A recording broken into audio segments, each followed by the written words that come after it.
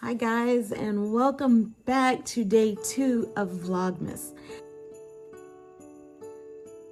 So I am getting the hang of this YouTubing thing, and I do my own recording and my own editing. I'm kind of learning as I go, so guys, please be patient with me. This is really an experiment and a learning curve for me, okay? So what do I have for you today? So last night, my husband made dinner. And anybody that knows my husband knows that he is just like a chef in his own right. So I am privileged sometimes to sit back and relax and allow him to make something really good and yummy in the kitchen. And I get to eat it and enjoy it and enjoy my evening. So today I actually recorded him cooking his famous escarole and chicken soup. And if you guys have not had that before, then you have to make this for your family. When it's cold outside, you just want comfort food. And so he makes some of the most amazing soups that I've ever tasted in my lifetime. So escarole is a leafy green that you probably never heard of. Sometimes they call it endive, but it looks kind of like lettuce, but it shrivels down to maybe like a turnip green or collard green kind of consistency. So I recorded the video so that you guys can see how to make it. And if you have any questions, comment below. If you're new to my channel, welcome. Join our tribe by subscribing.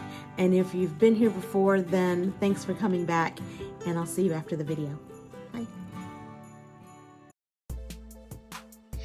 All right, so first of all, just want to show you some of the ingredients. We have the Great Northern beans, we have the chicken broth, and we use a 33% less sodium to kind of get rid of some of the salts in the food because we're going to season it as we go. And then this right here is escarole. So yes, it looks like lettuce, but it is not. It is another leafy green that most people have never heard of, and it's called escarole. There's another name for it. I'd have to go look it up and see what the other name is, but yes, escarole.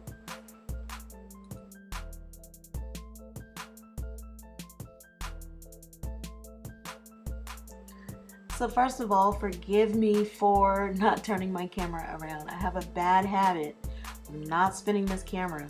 So right here, you just want to lightly season the chicken. He doesn't do a lot of seasoning because he's going to season the liquid as he goes. So you're going to season your chicken and you're going to put it in the oven. I think he cooked it for about 30 minutes. I think it was on about 325 or so. Just going to cook it. You're not trying to, make it really hard. You just want to get it cooked. Then you're going to add a little bit of olive oil, and we just have the Kroger brand. It works, Then we're adding some roasted garlic, and he likes to put his in, and unfortunately he had the pot on high, so it did that garlic and olive oil cooked really fast. So he sprinkles it around in the pan to kind of distribute it so it can start to brown quickly. And then he chopped up some onion. Not a whole lot. I mean, if you really like onion, you can add it in there, add more. But this is how he likes to do it. So then you want to add your chicken broth. Now he used one of these boxes of chicken broth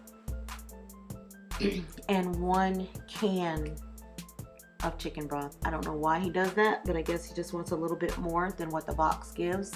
So 1 box and 1 can's worth of chicken broth.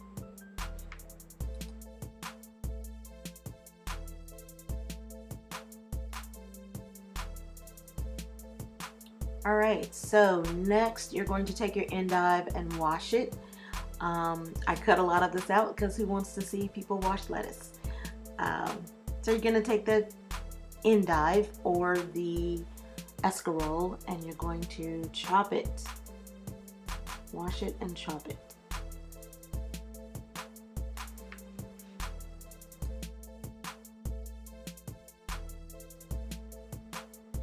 So when you're chopping your escarole, you don't want to chop it too big. You want some nice sized pieces. It's going to wilt down kind of like turnip greens or collard greens if you've ever seen that.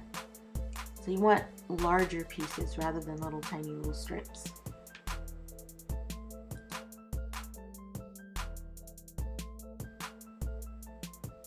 Then you're going to add the escarole to the liquid, the onions and garlic and all that that's boiling, whatever seasonings you want to put in your liquid. I didn't get to see all that he's put in there, but it's very well seasoned. He's really good at seasoning food. So here you see he's just adding a pinch of salt. I think he put a pinch of salt on each layer. So he put this in the pot layer by layer. So a little bit of escarole, some beans, some carrots, escarole, beans, carrots. Don't know why he does it, but it's good. So just do what he does, I guess. I don't know. So here he's just adding the beans. And I think we used about 4 cans of beans. And this makes a pretty large portion of soup.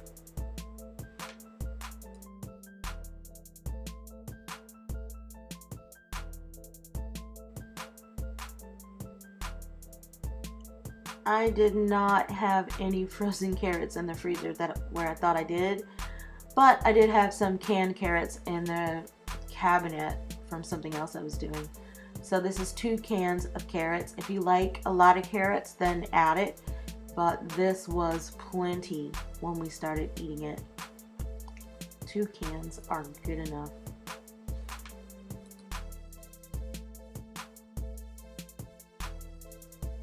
I think this goes without saying, please drain the beans and the carrots, please. Because I didn't think of that, and I actually had to ask him if that's what he was doing. So by the time you get finished washing and chopping escarole, playing with carrots and seasoning and all, the chicken should be done. And so we popped the chicken out and chopped it. Again, you don't want to make little fine pieces. You want them to be a little bit thicker, kind of like chicken noodle soup or something like that. We like to have like chunky portions of chicken in our soup. All of this goes in a pot and cooks. I think it cooked at about 45 minutes. So when you're done chopping, just easily pour it off into your soup. And as you see, the size of his pieces are nice bite-sized portions. And I know it looks like the chicken is just unseasoned, but trust me, it is. And the soup itself is very well seasoned. So you don't want to over season your soup. That wouldn't be very good. So here is the final portion. Look at all that yummy goodness of escarole. Look at those carrots, the beans. Oh, and he always makes a side of cornbread. Usually he makes cornbread muffins, but this time he made a very large pan of cornbread. And he put a little butter on it because we like butter on our cornbread. We do live in the South. Cornbread has to have butter on it. And he sliced it the old school way, probably something he learned from his mom or his grandmother.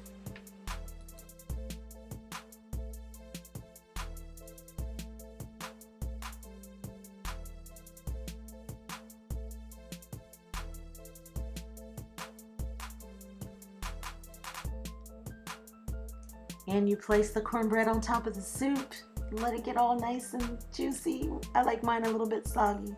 And there you go. Oh my God. So here it is. Y'all, it is so good. We had enough last night to eat very well. And I still have a whole pot of it left where I can probably eat this for lunch. And we still have enough for both of us to eat very well again tonight. Cornbread, you saw how much cornbread he made, so we'll have cornbread for days. I wouldn't be surprised if my daughter shows up, grabs a bowl, but if you do, you know I'll save some for you. But I hope you were able to grab the recipe. If not, here it is again, real quick from what I can remember. Boneless chicken breast. I think he had maybe a pound, pound and a half, or however much chicken you want.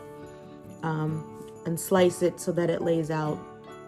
4 cans of Great Northern beans, 2 cans of sliced carrots, or you can get a bag of frozen carrots, or if you want to be frisky, get some real carrots, chop them up, throw them in there. Just know that it's going to take a little bit longer for the carrots to cook so that they're soft. So you may want to cook them on the side and add them later. Salt, 1 box of the chicken stock, and a can of the chicken stock. Now we use the Swanson 33% sodium free stock because it has less salt in it. When he's cooking, he adds his own salt and different types of seasoning and herbs and things like that, so you can season it to taste. You put it in the pot, let it cook for about 45 minutes. Should be good to go. You cook the chicken about 325 for about 30 minutes or so, but of course every oven is different, so check your chicken. Don't go eating any raw chicken and blaming it on me, okay? So that's a disclaimer. If your chicken is raw, that's on you. So yeah, cook your chicken, put it all in one pot, put the lid on it and leave it alone. Let that steam. Take that escarole down and mix in all those different flavors. Of course, for us, again, we had cornbread. You can make corn muffins.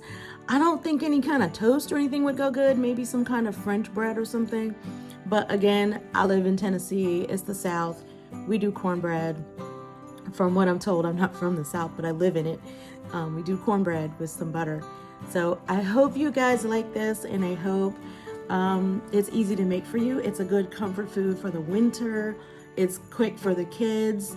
You know, you can add, some sides to it if you want. If you try this recipe, comment below and let me know how it turned out. Shoot me some pictures or something like that, because I want to see what variations that you came up with. And as always, if you are new here, hello, join our tribe down below and subscribe. If you've been here before and you're already a subscriber, welcome back. I love to hear from you. Love to hear what you have to say.